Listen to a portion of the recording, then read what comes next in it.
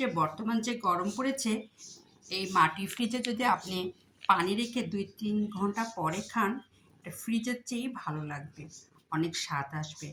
Already আমি এই 3 দিন যাবৎ খাচ্ছি এই মাটির ফ্রিজে বা মাটির হাঁড়িতে বা মাটির কলসি, যে যেটা চেনে।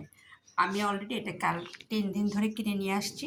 নিয়ে আসার পরে এই দেখুন পানি ভর্তি রাখি, তারপরে 3-4 ঘন্টা পরে খুব সুন্দর করে তৃপ্তি সহকারে আমি ঠান্ডা পানিটা খাই। শুধু আমি খাচ্ছি না, আমরা সপরিবার আপাতত এই কলসির পানি খাচ্ছি। কারণ যে গরম পড়েছে, এই কলসির পানি খেলে কলিজা ঠান্ডা হয়ে যাচ্ছে।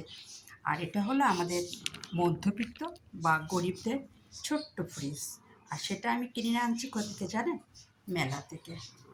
এই দেখুন আমার সেই ছোট্ট ফ্রিজটা অলরেডি আমি 3 দিন যাবৎ ব্যবহার করছি।